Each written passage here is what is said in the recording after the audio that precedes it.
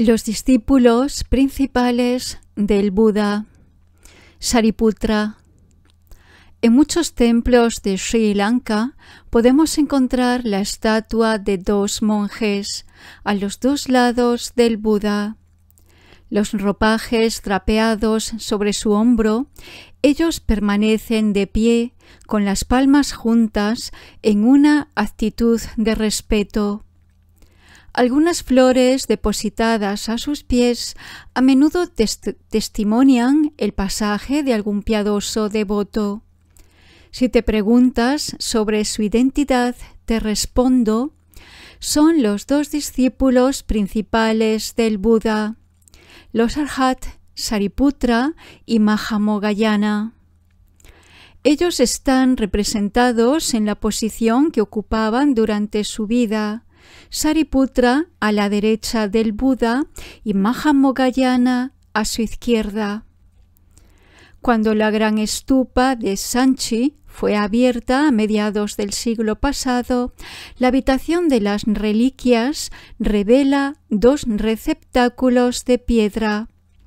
El del norte contenía las reliquias del cuerpo de Mahamogayana y el del sur las del cuerpo de Sariputra. Los primeros años. La historia comienza en dos pueblos brahmánicos de la India, Upatisha y Kolita, situados cerca de la ciudad de Rajagaha. En una época en donde el Buda aún no había aparecido en el mundo, una mujer brahmán llamada Rupasari, que vivía en el pueblo de Upatisha, da nacimiento a un niño. El mismo día, en el pueblo llamado Kolita, otra mujer brahmán llamada Mogali da nacimiento a un niño. Las dos familias tenían relaciones de amistad durante 7 generaciones. Desde el primer día de embarazo, las familias habían cuidado mucho a las futuras madres y cuando llegaron al término de su embarazo, cada una de ellas dio nacimiento a un niño. En el día estipulado para que les fuese dado un nombre, el niño de Rupasari recibió el nombre de Upatisha, pues él era el hijo de la familia más reputada del pueblo. Y por la misma razón, el niño de Mogali recibió el nombre de Kolita. Cuando crecieron, los niños recibieron una educación excelente y adquirieron la excelencia en todas las ciencias. Cada uno de ellos poseía una comitiva de 500 jóvenes brahmanes y cuando iban al río o al parque para jugar o entrenarse, Upatisha llegaba con 500 palanquines y Kolita con 500 equipos para los caballos. En Rajagaha celebraban cada año la fiesta del pico de la montaña. Ese año fueron preparados 2 asientos para los 2 jóvenes que asistieron juntos a esta fiesta. Cuando había una oportunidad de reír, ellos reían. Cuando el espectáculo era apasionante, ellos se emocionaban y pagaban suplementos para asistir a otras distracciones. De esa manera se divirtieron un día y luego otro. Sin embargo, el tercer día llegaron pensamientos extraños y ensombrecieron su corazón, y eso les hizo imposible continuar sus distracciones. Durante un instante, mientras estaban mirando los juegos y bailes, el espectro de la muerte ineludible surgió como una visión interior y desde ese momento su actitud jamás volvió a ser la misma. En cada uno de ellos, este sentimiento sombrío se cristaliza en una pregunta: ¿qué estamos haciendo aquí? Todas estas personas estarán muertas antes de haber llegado a 100 años. ¿No sería mejor para nosotros ponernos a buscar una enseñanza que nos lleve a la liberación? Teniendo la mente ocupada en esos pensamientos, asistieron al tercer día de la fiesta. Colita pudo notar el estado de ánimo pensativo y la actitud reservada de su amigo. Entonces le preguntó: ¿Qué ocurre, querido Upatissa? No pareces feliz como ayer. Pareces perturbado por algún problema. Dime qué te preocupa. Querido Colita, yo estaba pensando en que no sirve de nada divertirnos con este espectáculo engañoso. En vez de perder mi tiempo, lo que yo debería hacer es buscar un modo de liberarnos del círculo incesante de los nacimientos. Pero tú, Colita, tampoco pareces feliz. Yo pensaba exactamente como tú, respondió Colita. Viendo que su amigo compartía sus pensamientos, Upatissa le dijo entonces: Estoy seguro de que tenemos razón. Lo único que deben de hacer los que cogen el camino hacia la liberación es alejarse del hogar y volverse ascetas.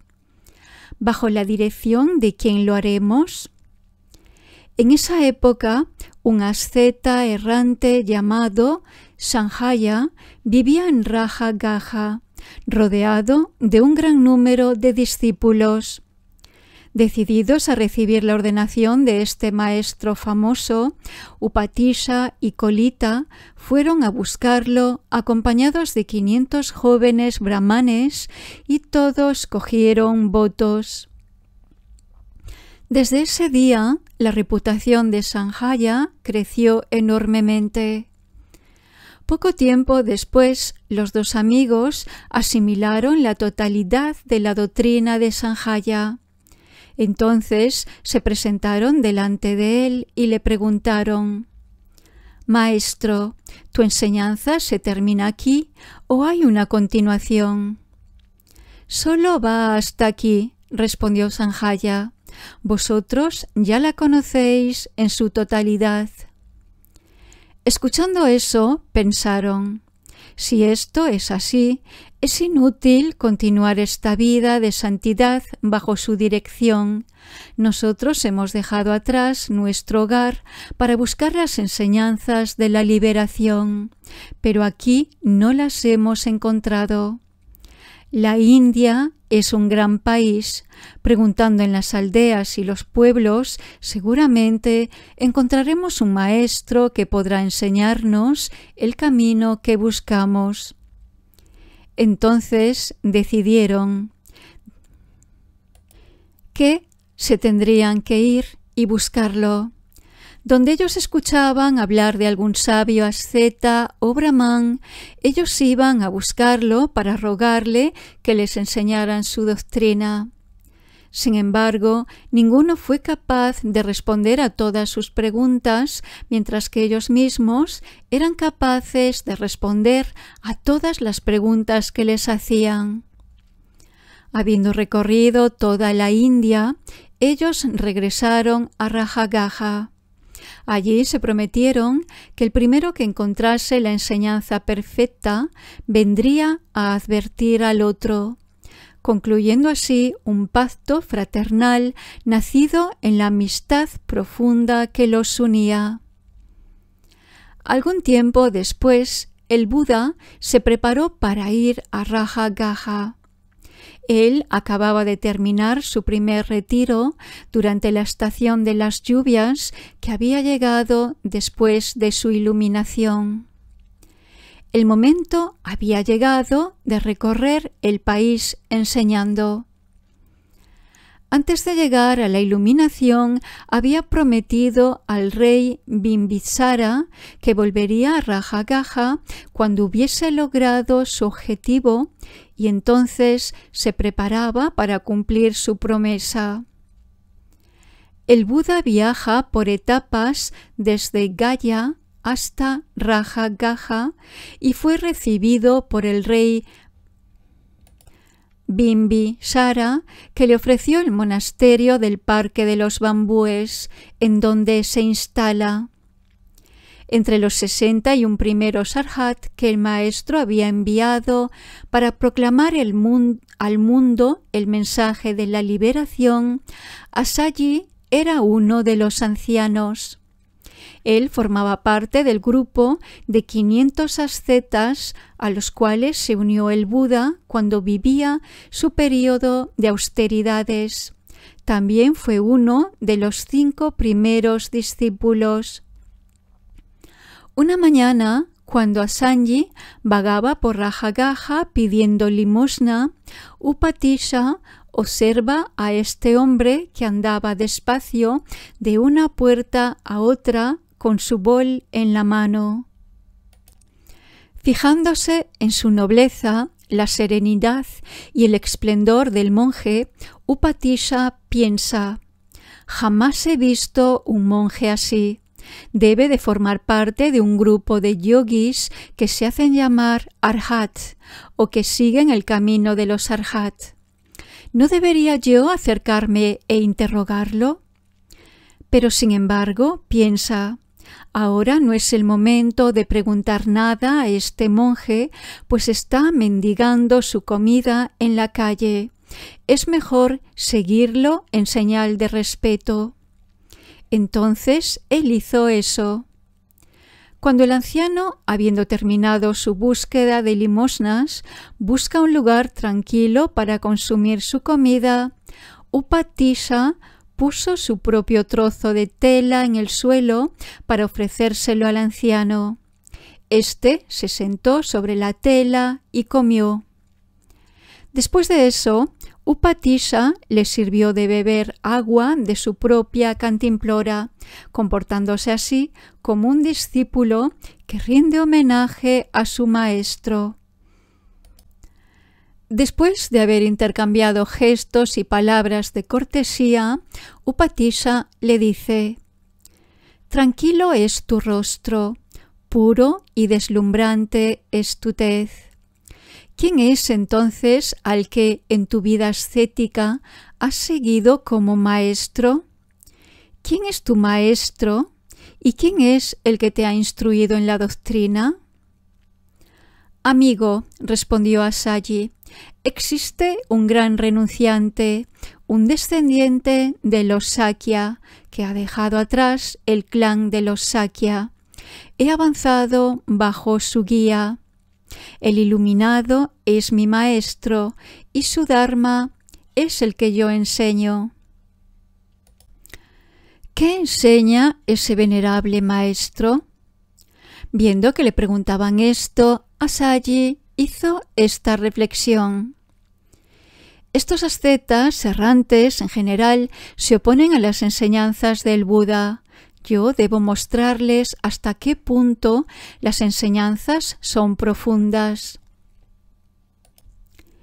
Él respondió entonces: yo solo soy un novicio, amigo, no ha pasado mucho tiempo desde que yo he dejado atrás mi hogar para adoptar esta doctrina y esta disciplina. Yo no soy capaz de explicar el Dharma de manera detallada. Yo me llamo Upatisha, amigo, respondió el vagabundo. Te suplico, explícame ese Dharma en función de tu capacidad, que sea grande o pequeña. Dependerá de mí penetrar en su significado, quizás de cientos o miles de métodos. Y él añade: poco o mucho, según tu capacidad, transmíteme solamente el sentido. Penetrar ese sentido es mi único deseo. ¿Qué haría yo con una abundancia de palabras?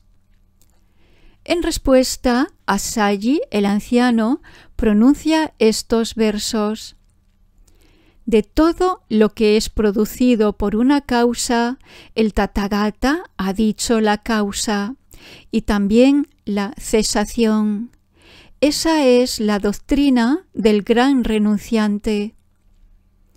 Cuando él escuchó los 2 primeros versos, nació en Upatisha, el errante, la visión sin velos del Dharma, el primer acercamiento a la no muerte, el camino de entrada en la corriente, y al final de los 2 últimos versos, él ya había penetrado en la corriente. Supo inmediatamente que era aquí que él encontraría el camino de la liberación. «Es inútil que tú me des más explicaciones, venerable», dijo al anciano. «Estas son suficientes». «Pero, ¿dónde vive nuestro maestro?» «En el monasterio del Parque de Bambúes», respondió. «Entonces te ruego que continúes tu camino, venerable. Yo tengo un amigo con el cual hice una promesa de compartir el Dharma. Entonces debo de informarlo y juntos nosotros te seguiremos para ser presentados al maestro». Upatisha, después de posternarse a los pies del anciano, volvió al parque de los vagabundos. Colita, viendo cómo se acercaba, pensó: «Hoy la apariencia de mi amigo ha cambiado. Seguramente que ha encontrado el camino de la no muerte». Entonces le pregunta a Upatisha y éste se lo confirma diciendo: «Sí, amigo mío, la no muerte ha sido encontrada». Entonces le cuenta en detalle su encuentro con Asaji y, cuando repite los versos que había escuchado, Colita también se encuentra establecido en el fruto de la entrada en la corriente. «Indícame dónde vive ese maestro, amigo», le dice. «Nuestro maestro, Asaji el anciano, me ha dicho que él reside en el Parque de los Bambúes». «Entonces vayamos a verle», dijo Colita. Sariputra, sin embargo, era de esos que no abandonan jamás el respeto hacia un maestro. Entonces él contestó: «Nosotros debemos primero ir a ver a nuestro maestro, el vagabundo Sanjaya, y decirle que nosotros hemos encontrado la no muerte. Si él puede comprenderlo, penetrará la verdad. Y si él no lo comprende, él podrá, confiando en nosotros, acompañarnos para conocer al maestro». Y escuchando la enseñanza de ese maestro, del Buda, llegará a la realización del camino y el fruto. Los 2 fueron entonces a casa de Sanjaya y le dijeron: «Maestro, un Buda ha aparecido en el mundo. Su doctrina se extiende de manera excelente y su comunidad de monjes sigue el camino justo. Vayamos a verlo todos juntos». «¿Qué decís, queridos discípulos?», grita Sanjaya. Rechazando acompañarlos, él prefiere ofrecerles el ser los segundos de su propia comunidad, alabando las ventajas y la reputación que eso les otorgaría. Permaneciendo firme en su decisión, los 2 amigos rechazaron esta propuesta. «Esto no nos molestaría, el permanecer como discípulos para siempre, pero tú, maestro, tienes que decidir si vendrás o no». Sanjaya entonces piensa: «Veo que ellos ya no me escucharán», y sabiendo esto, él les dice lo siguiente: «Yo os autorizo a ir, pero yo no puedo hacerlo». «¿Por qué no vienes, maestro?». «Yo soy el maestro de muchos discípulos. Si yo tuviese que volver a ser un discípulo, sería como si un inmenso tonel de agua se cambiase en un cucharón. No puedo llevar una vida de discípulo». No pienses así, maestro, le dijeron ellos. Que así sea, queridos discípulos, vosotros podéis ir, pero yo no puedo. Maestro, cuando un Buda aparece en el mundo, las personas se reúnen alrededor de él como una multitud densa para rendirle homenaje con incienso y flores. Nosotros también debemos hacerlo. Pero, ¿qué será de ti? Entonces Sanjaya responde: ¿qué pensáis vosotros? ¿Cuáles son más numerosos, los perdidos o los sabios? Los perdidos son legión, maestro, los sabios son raros. Si es así, amigos, los sabios irán hacia el sabio renunciante Gautama, y los perdidos vendrán a mí, que también estoy perdido. Vosotros podéis iros ahora, pero yo me quedo. Los dos amigos entonces se fueron diciéndole: un día comprenderás tu error, maestro. Después de su partida, se produjo un cisma entre los discípulos de Sanjaya y su monasterio se vacía casi completamente. Dándose cuenta del desastre, Sanjaya se puso a vomitar sangre caliente. 500 de sus discípulos habían seguido a Upatisha y Kolita, pero 250 volvieron a él. Acompañados de otros 250 y de sus propios seguidores, los dos amigos llegaron al monasterio del Parque de los Bambúes. El maestro estaba allí, sentado entre las 4 asambleas y enseñando el Dharma. Cuando vio a los dos aspirantes, se dirige a los monjes. Estos dos amigos que se unen a nosotros ahora, Upatisha y Kolita, serán mis dos discípulos principales. Son un par de personas excelentes. Cuando llegaron delante del iluminado, los dos amigos se posternaron a sus pies para rendirle homenaje y después se sentaron a un lado. Cuando estaban sentados, se dirigieron al maestro. Señor, ¿podamos nosotros obtener avanzar bajo los consejos del bendecido? ¿Podamos recibir la ordenación mayor? El Buda respondió: venid, bhikkhus, el Dharma ha sido proclamado. A partir de ahora debéis vivir una vida pura para acabar con el sufrimiento. Estas palabras fueron suficientes para sellar la ordenación de los dos venerables. Después, el maestro continuó su enseñanza considerando las capacidades individuales de cada uno de los discípulos y, con excepción de Upatisha y Kolita, todos llegaron al estado de Arhats. Esta vez los dos amigos no realizaron los caminos y los frutos más elevados. Necesitaban un periodo de tiempo más largo como preparación para que pudiesen realizar su destino personal, el de los dos discípulos principales del Buda. Después de su entrada en el budismo, los textos hablan de Upatisha con el nombre de Sariputra y de Kolita con el nombre de Mahamogayana.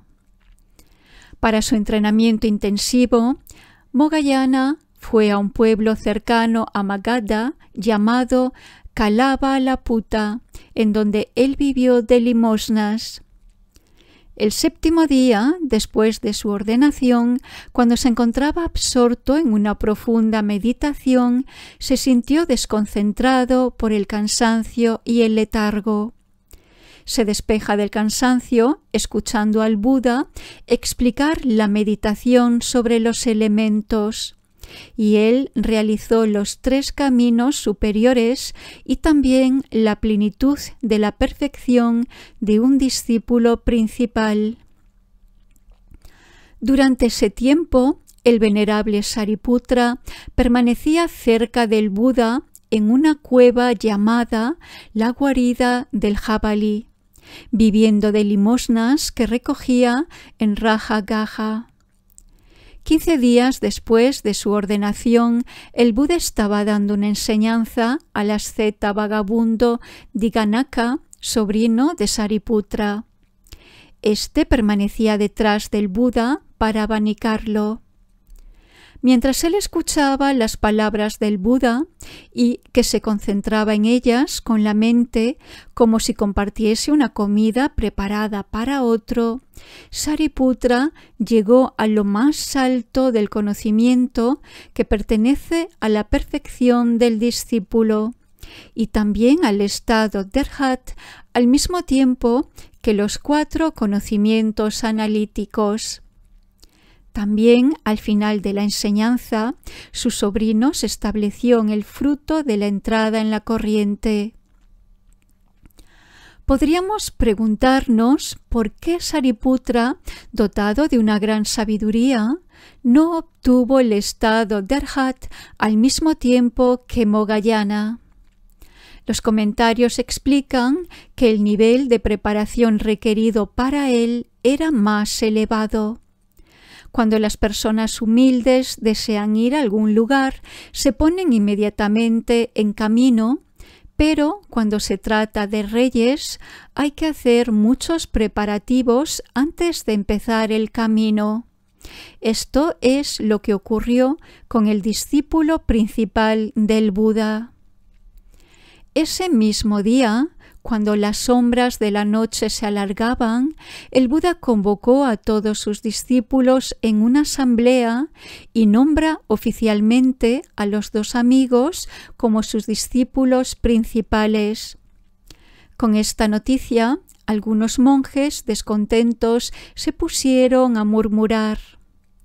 El maestro hubiese debido otorgar ese rango a los que han recibido la ordenación en primer lugar. El grupo de 5 discípulos o a los 55 bhikkhus dirigidos por Yasa, o a los 30 monjes del círculo auspicioso, o a los 3 hermanos Kasapa. Descuidando a esos grandes ancianos, él ha preferido honorar a estos que han sido los últimos en coger los votos. El Buda les pregunta la razón de sus murmuraciones. Cuando se lo explicaron, él declara: «Yo no distribuyo favores, pero doy a cada uno lo que merece según sus aspiraciones pasadas». Cuando, por ejemplo, Aña Kondaña, en una vida precedente, prodiga limosnas 9 veces seguidas durante una sola cosecha, él no desea encontrarse a la cabeza de los discípulos. Su deseo fue ser el primero en llegar al estado de realización más elevado, el de Arhat, y así se cumplió. Muchos eones atrás, en la época del Buda Anomadasi, Sariputra y Moggallana formularon el deseo de ser los discípulos principales y las condiciones están ahora reunidas para que esos deseos se realicen. Entonces yo les he dado eso que ellos han deseado y yo no he actuado por preferencia. La aspiración original. Las palabras del Buda remarcan un aspecto fundamental del pensamiento budista. Lo que somos hoy en día y el destino que nos espera no son sólo el producto de nuestras intenciones en el corto espacio de tiempo de esta vida, sino que nace en una fuente profunda de experiencias pasadas acumuladas durante la rueda incesante de las existencias del samsara. Así, la historia de Sariputra, el gran discípulo, tiene su origen en un pasado muy lejano que nos llega en forma de leyendas. Sin embargo, no nos equivoquemos. Esas leyendas no son ficciones banales nacidas en alguna imaginación fértil. Al contrario, son representaciones narrativas de verdades insondables y universales que no pueden ser reducidas a simples historias fantásticas y que sólo pueden ser eficazmente transmitidas traduciendo los hechos en arquetipos sagrados y esos arquetipos en ideales espirituales. La leyenda que sigue se remonta a un período incalculable seguido de 100.000 leones. En ese tiempo, el que después sería el venerable Sariputra había nacido en una familia rica de brahmanes y se llamaba Sarada. Al mismo momento, el futuro Moggallana nacía en una familia burguesa próspera y le llamaron Shri Vadana. Las dos familias se frecuentaban, los niños jugaban juntos y forjaron sólidos lazos de amistad. Cuando su padre murió, Sarada hereda una gran fortuna. Habiendo reflexionado en soledad sobre el carácter ineludible de su propia muerte, y enseguida decidió abandonar todos sus bienes para ir a la búsqueda de un camino de liberación. Sarada fue a encontrarse con su amigo Shri Vadana para invitarlo a unirse a su búsqueda, pero éste, aún demasiado apegado a este mundo, lo rechaza. Eso no mueve la firme convicción de Sarada. Él se deshace de todas sus riquezas, abandona su hogar y comienza una vida de asceta de cabellos despeinados. Él llegó muy rápido y sin esfuerzo al control total de la meditación temporal y consiguió los poderes sobrehumanos que le valieron para tener un grupo de discípulos. Gradualmente, su ermita se volvió un lugar de recepción de una comunidad de ascetas. En esa época, el Buda Anomadasi, el Buda número 18, remontándose en el tiempo a partir del Buda Sakyamuni, el Buda de nuestra era, apareció en el mundo. Emergiendo un día de una absorción meditativa, el Buda Anomadasi proyecta la red del conocimiento más allá del mundo y percibió al asceta Sarada y su séquito de discípulos. Descubriendo que una visita a su comunidad sería una fuente de grandes beneficios para muchos seres, él deja atrás a sus monjes y se pone en camino solo hacia la ermita. Cuando llegó, Sarada se da cuenta de las marcas mayores de la excelencia física en el cuerpo de su visitante y entonces comprendió inmediatamente que era un ser plenamente realizado.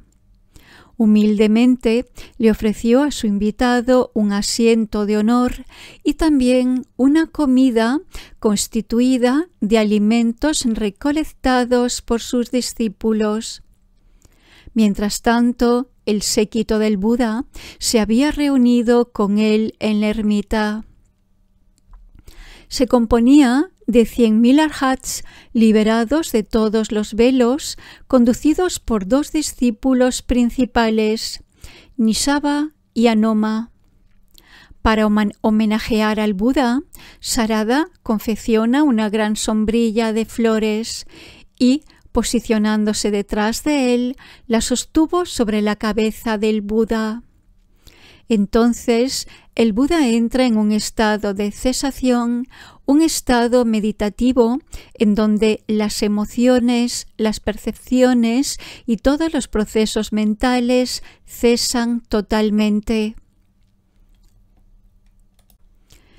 Él permanece absorto en ese estado una semana entera y durante todo ese tiempo Sarada permanece detrás de él con la sombrilla. Al cabo de 7 días, el Buda emerge de su meditación y pide a sus 2 discípulos principales que diesen enseñanzas a la comunidad de ascetas. Cuando ellos finalizaron, él tomó la palabra y, al final de su discurso, todos los discípulos de Sarada habían llegado al estado de Arhat y presentaron una petición para ser admitidos en la congregación del Buda. Sin embargo, Sarada no obtuvo la liberación ni ninguna otra realización espiritual particular. Esto fue así porque, mientras él escuchaba las palabras de los discípulos principales y observaba su porte noble, nació en su mente la aspiración de llegar a ser el discípulo principal de un Buda en el futuro. Es por esta razón que cuando la asamblea se dispersó, él se acerca al Buda Anomadasi, se posterna a sus pies y declara: «Señor, como fruto del homenaje que te he hecho, sosteniendo la sombrilla de flores durante una semana, yo no deseo reinar sobre los dioses, ni tener el estatus de Mahabrahma, ni ninguna realización, excepto esta. En el futuro, deseo ser el discípulo principal de un ser plenamente realizado». El Buda se pregunta: ¿tiene su aspiración posibilidades de realizarse? Entonces, él proyecta su conciencia al futuro y vio que eso se realizaría. Se dirige a Sarada de esta manera: «Tus deseos no permanecerán estériles». Dentro de un periodo incalculable, seguido de 100.000 leones, un Buda llamado Gautama aparecerá en el mundo y tú serás el principal de sus discípulos, llamado Sariputra. Después de la marcha del Buda, Sarada fue a casa de su amigo Sirivadana y le insiste para que formulase el deseo de ser el segundo responsable de la comunidad monástica del Buda Gautama. Sirivadana hizo construir un salón de recepción suntuoso y, después de finalizar los preparativos, invita al Buda y sus monjes a un banquete. Durante toda la semana, Sirivadana ofreció la comida al Buda y su comunidad. Al final de los festejos, ofreció un regalo de ropas caras a todos los monjes y después él pide audiencia con el Buda para formular su petición. Gracias al poder de este mérito, pueda yo llegar a ser el segundo discípulo principal del mismo Buda que Sarada. El Buda orienta su mente hacia el futuro y, habiendo visto que esta aspiración sería realizada, él hizo a Sirivadana la predicción de que él sería conocido con el nombre de Moggallana, un monje con grandes poderes, segundo discípulo del Buda Gautama. Después de haber recibido su respectiva predicción, cada uno se consagra a hacer el bien en su propia esfera de influencia. Sirivadana, en tanto que laico devoto, se ocupa de satisfacer las necesidades de la sangha y realiza numerosos actos de caridad. Sarada, el asceta, continúa con su vida meditativa. A su muerte, Sirivadana renació en uno de los paraísos del mundo del deseo, mientras que Sarada, habiendo conseguido las realizaciones de la meditación y de los mundos divinos, renació en el mundo de Brahma. Sariputra en los Jatakas. Después de este episodio, no hay continuidad en la narración de las vidas de estos dos amigos. En ciertas épocas de su deambular en el ciclo de las existencias, cruzaron el camino de otro ser que, mucho antes que ellos, a los pies del 24º Buda del pasado, había deseado llegar a la suprema budeidad. Se trataba del Bodhisattva que se convertiría en el Buda Gautama, el gran iluminado de nuestra era. Los relatos de los Jatakas narran las tribulaciones del Bodhisattva en 550 vidas anteriores. Sariputra tiene un papel importante, apareciendo más a menudo que cualquier otro discípulo del Buda, con excepción de Ananda. Por razones evidentes, solo algunas de esas historias serán relatadas aquí. Nos daremos cuenta de que el encadenamiento de los renacimientos no se limita a un estado de existencia en particular. Al contrario, se efectúa un recorrido sobre los diferentes reinos, desde el de los animales hasta el de los seres humanos y también el de los dioses, en una dirección y luego en la contraria. De vida en vida nos daremos cuenta de la diversidad y la riqueza de los lazos que atan al Bodhisattva con Sariputra, lazos que nos ayudan a identificar los puntos principales de esta historia. Los dos seres se reencontraron como animales en muchas de sus vidas anteriores.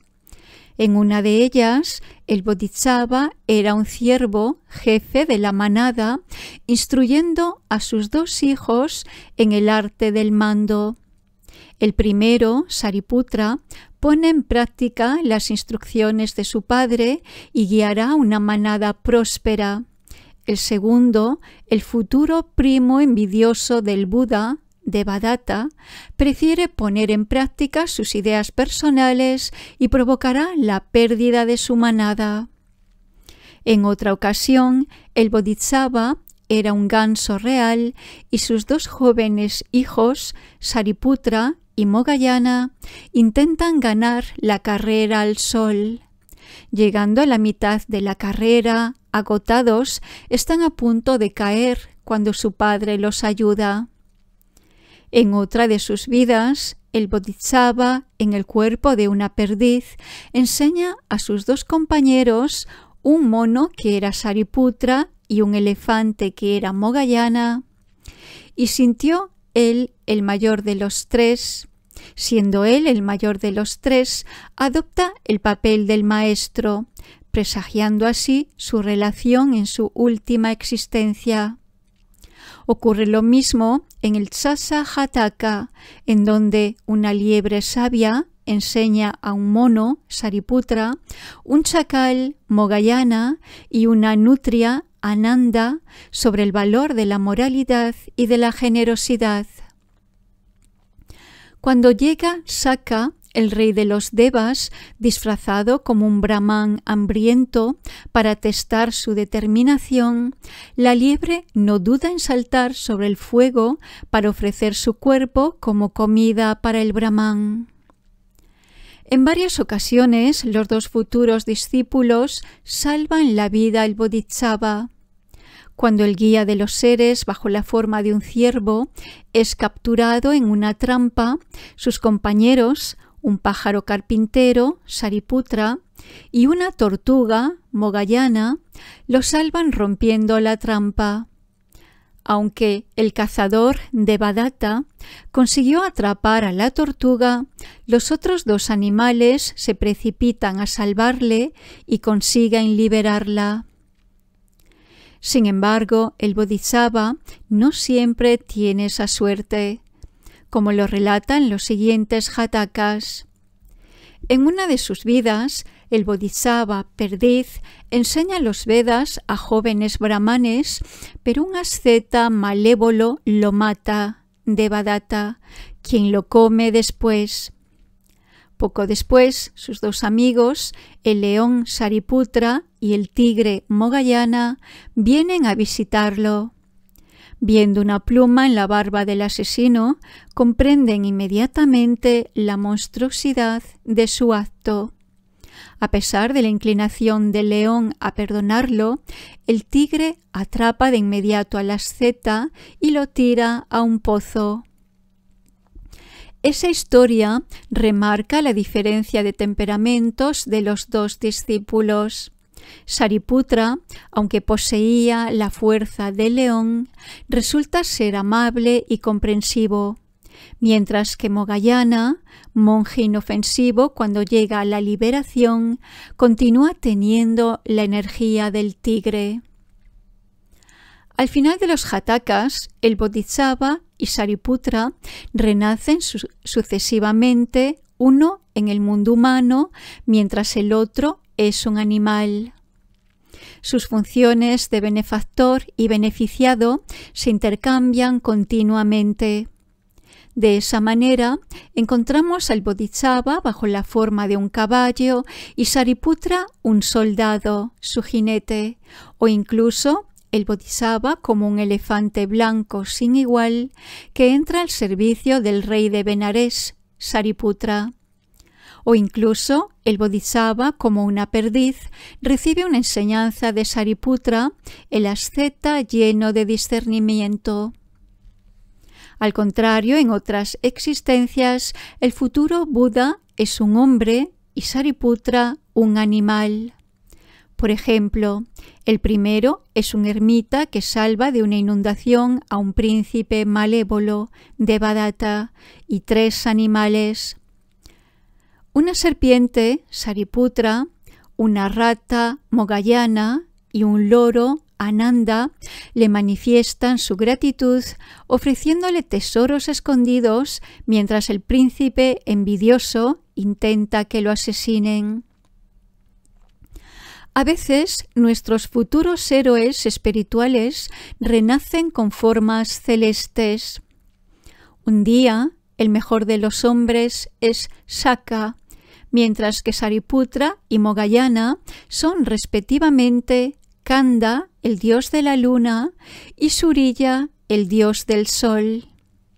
Su grupo, acompañado de otras divinidades, visitan a un famoso avaro y juntos consiguen convertirlo en un hombre generoso.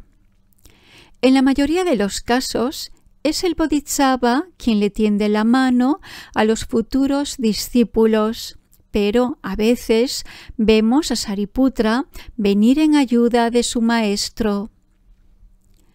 Mientras que los dos eran príncipes nagas, serpientes medio divinas, el Bodhisattva fue capturado por un brahman cruel que le obliga a hacer trucos en público. Su hermano mayor, Sariputra, se puso a buscarlo y consigue liberarlo de ese destino humillante. Cuando el Bodhisattva era el príncipe Mahapaduma, tuvo que rechazar las insinuaciones seductoras de su suegra. Humillada en su amor propio, ésta lo calumnia con su padre, el rey, que hace que lo tiren por un precipicio.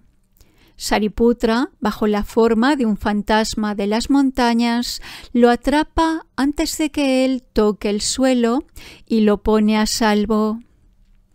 Muy a menudo los Jatakas describen los renacimientos humanos del Bodhisattva y de Sariputra.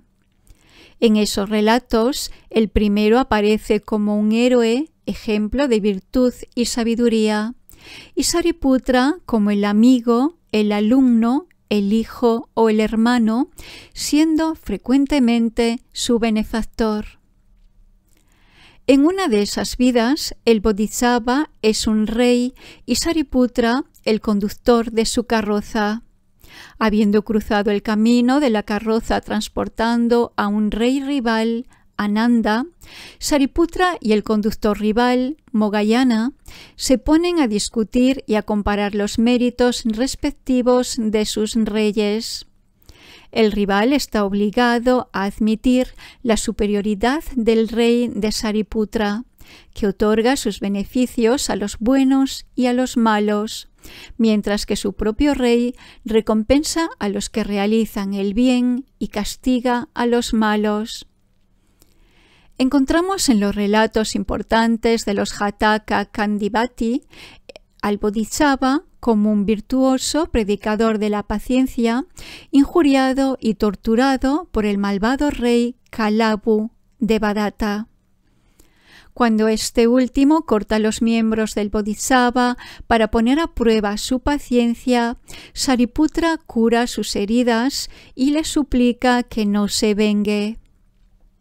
Los relatos más extensos de los Jatakas describen a menudo la entrada del Bodhisattva en la vida ascética, acompañado a menudo por Sariputra. Es así que esta inclinación se graba profundamente en el temperamento de los dos hombres, tanto que incluso en esta última existencia ellos no completan su carrera espiritual hasta que entraron en el camino de la renunciación. Durante una de sus vidas, el Bodhisattva, como el hijo del capellán Hatipala, es nombrado heredero al trono por el rey sin descendencia. Reconociendo el peligro de una vida ordinaria, decide adoptar la vida de asceta, imitado en esto por sus 3 hermanos, siendo el más mayor el futuro Sariputra. En los Jataka Indriya, el Bodhisattva es un asceta que 6 de sus 7 discípulos principales abandonan para establecer su propia ermita. Sin embargo, Anusisa, Ananda, permanece con él para servirle, presagiando así la futura relación entre el Buda y Ananda durante su último renacimiento. Hay que señalar que Sariputra no siempre ha seguido al Bodhisattva en su decisión de renunciar al mundo. Por ejemplo, cuando el Bodhisattva es un rey que, en el momento en donde él eligió llevar una vida ascética, se encuentra con la fuerte oposición de su hijo mayor, Sariputra, y de su hijo menor, Rahula, que le suplican que abandonase esta idea. Entonces él tuvo que luchar interiormente para dejar atrás el apego que sentía hacia sus hijos. Y, al contrario, cuando durante otra vida la determinación del Bodhisattva se tambalea, esta vez Sariputra, que era el asceta Narada, se le apareció gracias a sus poderes místicos y lo anima a mantener su decisión. Así, empujados por el viento del karma, los 2 seres nobles han emigrado de vida en vida, de un estado de existencia a otro, a través de la rueda de renacimientos. A diferencia de los seres ordinarios cegados, su deambular no fue sin un objetivo ni sin una dirección, sino guiado por las aspiraciones que ellos habían creado en un pasado extremadamente lejano. Después de un número incalculable de vidas durante las cuales ellos practicaron las 10 perfecciones, maduraron sus virtudes, forjaron lazos de amistad cada vez más fuertes y reforzaron una confianza mutua. El tiempo llegó para ellos de obtener su objetivo por el cual habían luchado tanto tiempo. De esta manera, durante su última existencia, hace unos 2500 años, en el corazón de la India, uno se convirtió en el Buda Gautama, maestro de los devas y los seres humanos, y el otro, su más importante discípulo, el venerable Sariputra. El hombre Sariputra, el discípulo principal. En el Mahapadana Sutra, el Buda desvela ciertos detalles de los 6 Budas que le precedieron, remontándose 91 eones hacia atrás hasta el Buda Vipassi. Él menciona su nombre, los periodos durante los cuales aparecieron, su casta y su clan, la duración de su vida y las principales etapas de su función de maestro. También da el nombre de sus discípulos principales, descritos cada vez como el par de discípulos principales, el excelente par. En otros textos del canon Pali, el Buda declara que todos los Budas del pasado fueron ayudados por un par de grandes discípulos, como fue con Sariputra y Moggallana, y que todos los Budas del futuro también lo serán. Sobre la base de tales afirmaciones, comprendemos que esta función de discípulo principal es inherente a la naturaleza misma de la actividad de un Buda. Es por esa razón, designando a estos dos monjes con el título de discípulo principal, el Buda Gautama no actuaba con su propia iniciativa, sino adaptándose a un paradigma de siempre, un modelo que fue adoptado por todos los seres plenamente iluminados del pasado y que lo será por todos sus sucesores en el futuro. Las funciones fundamentales de los discípulos principales en la propagación de la enseñanza se resumen a 3. Ayudar al maestro a consolidar el Dharma para que sea un vehículo de transformación espiritual y de liberación que ayude al mayor número de seres posible, tanto hombres como dioses. Servir de referencia y de ejemplo para los otros monjes y dirigir su formación. Y ayudar al Buda a dirigir la Sangha, y más particularmente durante sus ausencias a causa de sus retiros solitarios, para viajes efectuados solo o para misiones urgentes. El Buda, sin embargo, permanece como la única autoridad a la cabeza de la difusión de las enseñanzas y la nominación del rango de discípulo principal no es sinónimo de delegación de autoridad. El Buda es, efectivamente, la única fuente de enseñanzas, el que nos muestra el camino, el guía supremo de los seres. A pesar de eso, igual que el rey necesita a sus ministros para supervisar los asuntos de Estado, el Buda, el rey del Dharma, está obligado a delegar ciertas de sus responsabilidades de formación a sus discípulos más cualificados en cada área. Es, por supuesto, sobre los dos discípulos principales que recaen las cargas más duras, pues ellos poseen la capacidad para asumirlas plenamente. Nosotros comprendemos mejor, así, hasta qué punto esta designación como discípulo principal se aleja de cualquier noción de promoción que otorga ciertas ventajas y privilegios. Encontrarse ascendido a ese rango significa aceptar una enorme responsabilidad en todas las áreas de la propagación del Dharma. Eso significa compartir el peso de compasión del Buda y trabajar de manera estrecha con él para garantizar que el Dharma sea fecundo y próspero, duradero, popular, largamente extendido y proclamado correctamente entre los seres humanos y los devas. La designación por los Budas de los dos discípulos principales parece buscar un equilibrio ideal entre las diferentes esferas de responsabilidad y las capacidades humanas capaces de asumirlas. Un Buda reúne todas las perfecciones en su propia persona. Es el sabio perfecto desde todos los puntos de vista.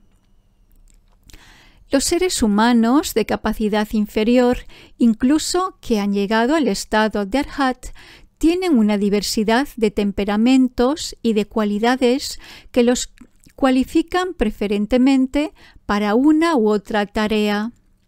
Es por esa razón que, con el objetivo de asumir las diferentes tareas, un Buda se hace asistir por dos discípulos responsables y uno permanece a su derecha y el otro a su izquierda.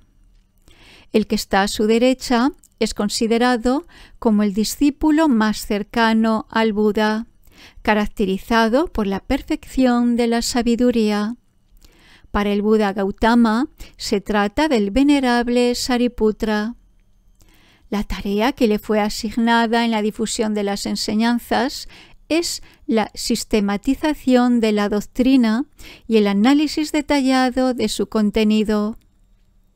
Gracias a su visión profunda de la verdad última y a su discernimiento agudo de la esfera de los fenómenos diferenciados, él debe de sacar a la luz las implicaciones sutiles del Dharma y de explicar el sentido con una riqueza de detalles que el Buda, como responsable supremo de las enseñanzas, no puede dispensar. El discípulo principal, a su izquierda, se caracteriza por una versatilidad en la práctica de poderes espirituales, los siddhis.